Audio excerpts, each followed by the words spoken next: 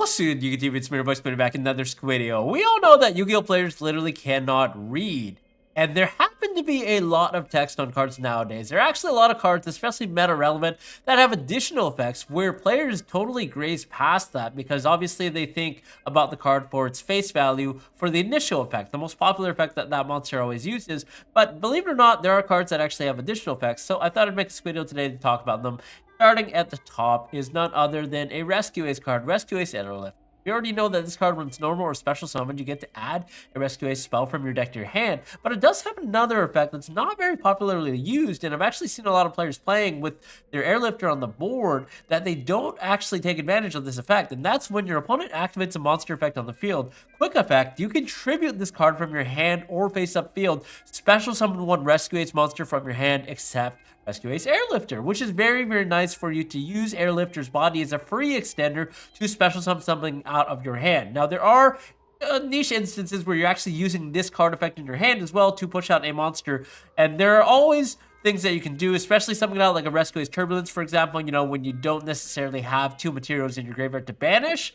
Or even special something out, something as innocuous as a Rescue Ace Hydrant if you've already used your normal summon on that Rescue Ace Airlifter, for example. You know, like, these are little things that you guys absolutely have to know if you're playing at the top levels. Like, this simple effect that you may have not been aware of or completely forgot about could be the difference between winning a duel and losing. So make sure that you guys do brush up on effects like this. A lot of cards have a lot of text, and I just love going through my card binder sometimes, just reading all the card effects in their entirety to make sure that I can take advantage of things or discover things that I might not know just by reading the card, right?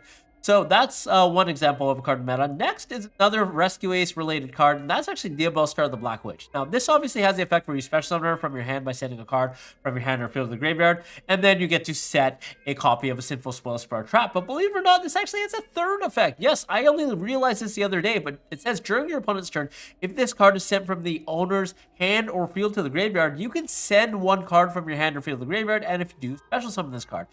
And although it doesn't necessarily feel like the card effect that might come up in a regular game, this can actually be very, very useful, especially being able to use the effect of Black Witch during your opponent's turn to set, and then on your turn, you're free to use the effect again because it's once per turn, right? So for example, if you have something like a Forbidden Droplet maybe, and you do send that Dark Witch off of your field or in your hand, then you can then trigger that by sending something else off of your field that would have been popped or lost that turn anyways, and get the free value out of the Dark Witch to set a card preemptively. That way on your turn, you can immediately fire it off, and also potentially have that Black Witch again to use the effect later on. This could also be relevant with something like an IP Masquerena while you have Dark Witch on board.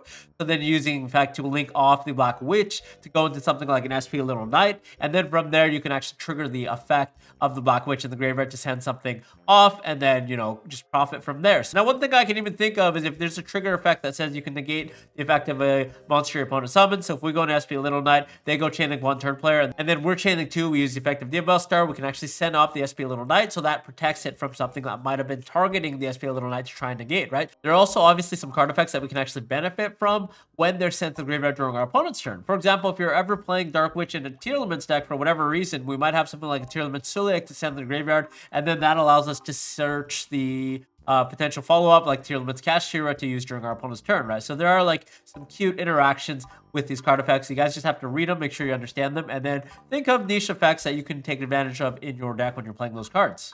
Next, let's move on to these two very, very OP cards that'll probably get banned sooner or later, but it's actually AGIDO, the Ancient Sentinel, as well as KELBEK, the Ancient Vanguard.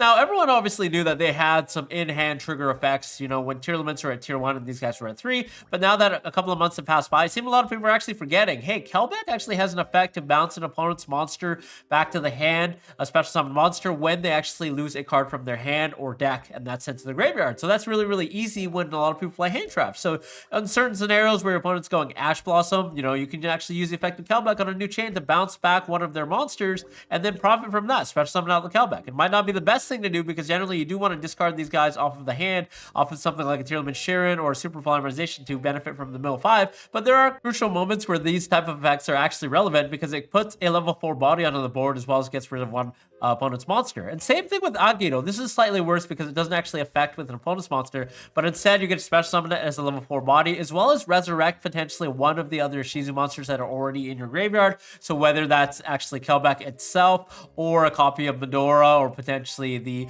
Keldo, that's just an instant free 2 level 4 bodies on the board, so you can make a rank 4 or a synchro or whatever the heck you want to do with those 2 bodies, right? It's free. So I see a lot of people actually still forgetting these effects, even though they're kind of obvious because we just had tier limits at tier 0 about a year ago. But hey, you know, I thought I'd bring this back up in case people are forgetting.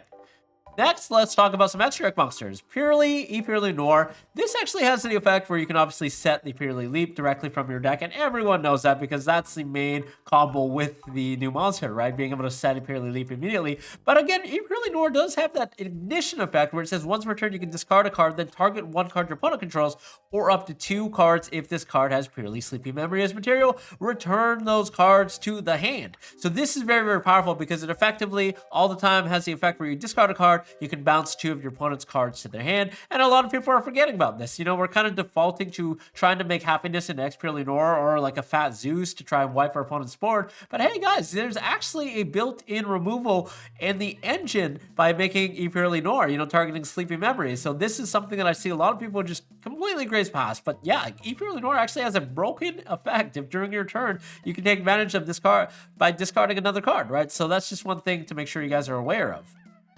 Next, we just talk about Zeus, but hey, Zeus has more than one effect, and everyone seems to forget this effect. I don't know why the heck people are forgetting this, but the Zeus actually, in addition to being able to wipe the board, actually says once per turn, if another card you control is destroyed by battle or an opponent's card effect, you can attach 1 card from your hand, deck, or extra deck to this card as material. What does that mean? Well, anytime Divine Arsenal Zeus has 1 material, you can easily crash another one of your monsters into your opponent's monster by battle, and then trigger the effect of Zeus to attach another card, thereby making him alive again by having 2 materials to discard. Alternatively, there are moments where you can attach key crucial cards from your extra deck like Elder Entity Entis to have a free pop if you're playing this card already in your extra deck. You know, there are a lot of other cards that you can benefit from as well, maybe Herald of the Arclight, or better yet, Garura. Like, this stuff does come up a lot, and not necessarily even you crashing a monster, but sometimes you just have a whittled down board state where Zeus is on the table with no materials, and then you have another monster on your board, and your opponent goes, you know, battle phase swing over your monster. I see a lot of people will go, okay, when instead the correct response would have been like, all right, after my monster dies, still in the damage step, effect of Zeus to attach,